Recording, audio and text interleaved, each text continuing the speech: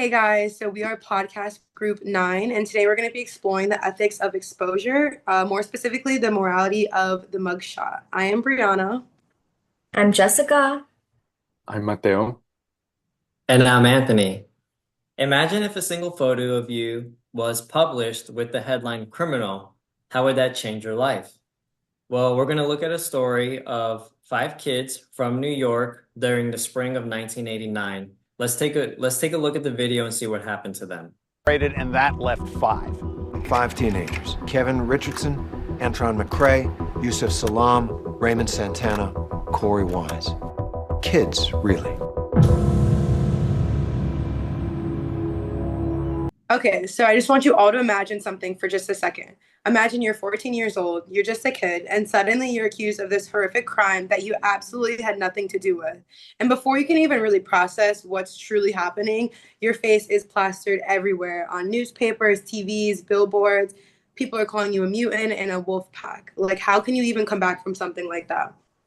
Wow, I can't even wrap my head around being 14 and dealing with that.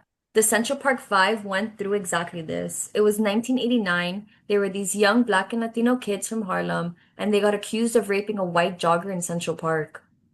Yeah, and here's the thing that really gets me. The police interrogated these kids for hours, like sessions without lawyers, without their parents sometimes, and they were just teenagers, scared out of their minds, and ended up giving confessions that they took back almost immediately, but the damage was done. Yeah, right. And there was literally no DNA evidence connecting them to the crime. None. But that didn't matter because the media had already decided that they were guilty, and their mugshots were plastered on every single front page with these really dehumanizing headlines. And it gets worse than that. You have Donald Trump, on the other hand, taking out full page ads in newspapers calling for the death penalty for teenagers based on coerced confessions and zero physical evidence. It took 13 years. 13 years before DNA evidence proved that another man, Matias Reyes, was actually the perpetrator.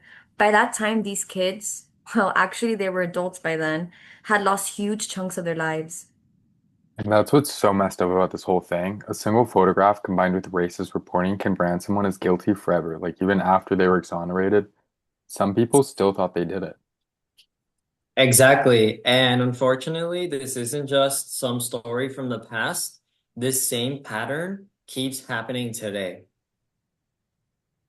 So we looked into the actual numbers on this, and they're pretty damning. The Equal Justice Initiative did the study on massive media coverage, and they found that mugshots appeared in 45% of stories about Black defendants. Wait, and let me just take a guess. The number's way lower for white defendants. Try 8%. 8%. That's more than 5 times higher for Black defendants. Yikes. The whole way stories get framed is super different. Like when white victims are covered, they're shown in photos with friends and family. They look like somebody's daughter, somebody's son, but minority victims, they often get these dehumanizing photos or none at all. And here's another thing that really stuck with me. Media outlets refer to white defendants by name 50% more often than Black defendants. So if you think about what that does psychologically, when you hear someone's name over and over, right, they become a person to you. But when you just see that the suspect or a defendant with a mugshot, they're a criminal in your mind. Yeah, that's actually a really good point. Images and names aren't just neutral, they actually shape the entire narrative.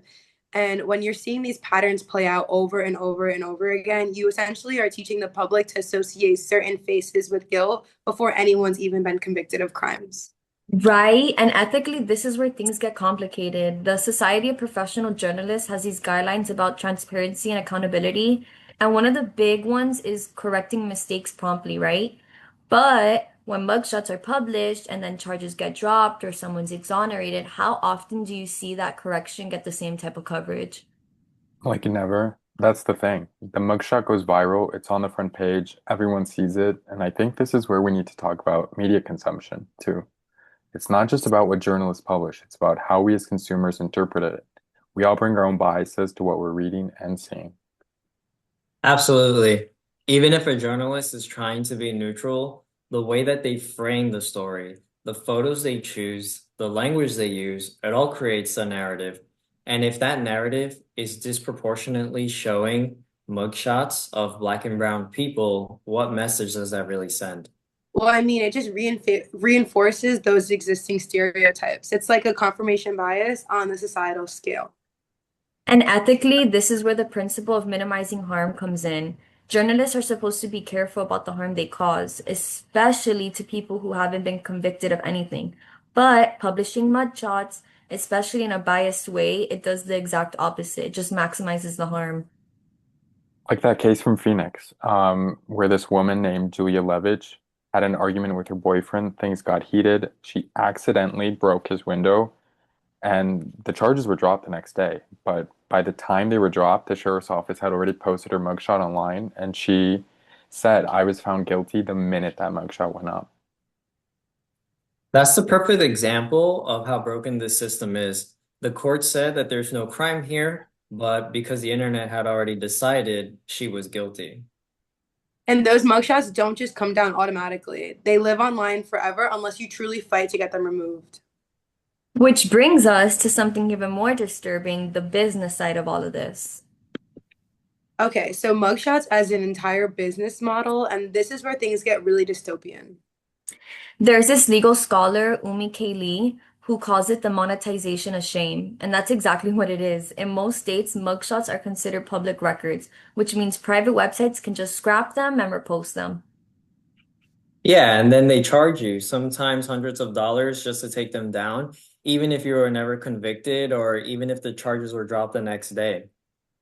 But the consequences are massive.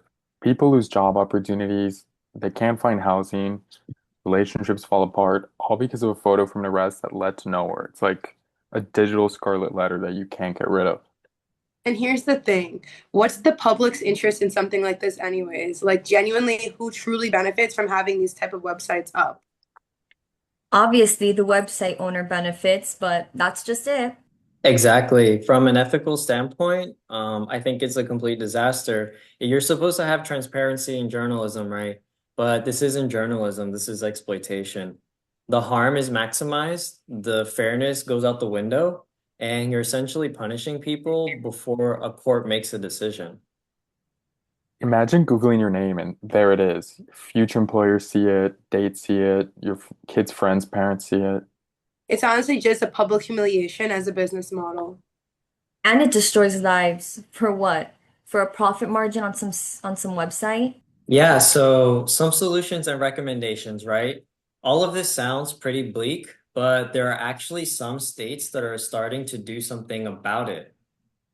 I heard Utah's actually leading the way on this. They banned the public release of booking photos until someone is convicted, which is actually the way that it should be, right? Common sense, innocent until proven guilty. Yeah, Ohio passed House Bill 6 in 2018, where they made it illegal for websites to charge for mugshot removal. There's other states that are following the same suit, limiting access to mugshots, forcing removal when charges are dropped, also banning these pay-to-remove schemes. But laws alone aren't going to fix this issue. We need ethical reporting practices to change as well, from both journalists, and from us as media consumers. So what would that look like in practice? Well, first, we have to avoid using images that automatically make people look guilty. So we have to try to use neutral language, and we need to stop with the thug and wolf pack type of descriptions. Cover all victims and defendants equally, regardless of race. And this is huge. Follow up when charges are dropped or convictions are overturned. Give those stories the same prominence you gave them at the original arrest. And for the websites that find loopholes that operate in different states, rebrand under new names, I think there needs to be real accountability and real penalties that actually hurt bottom line enough to make them stop. Because at the end of the day, a mugshot is just one moment frozen in time. It doesn't show the full story, the context, or where that person was even guilty of anything. Right? And also fair reporting, responsibility in legislation, ethical storytelling. These aren't just nice ideas, they're the difference between justice and lifelong harm. Yeah, a mugshot shouldn't define someone's entire existence. And stories matter, sure, but people in those stories, I think they matter way more. All right, everyone. Thank you for listening, and we'll catch you next time.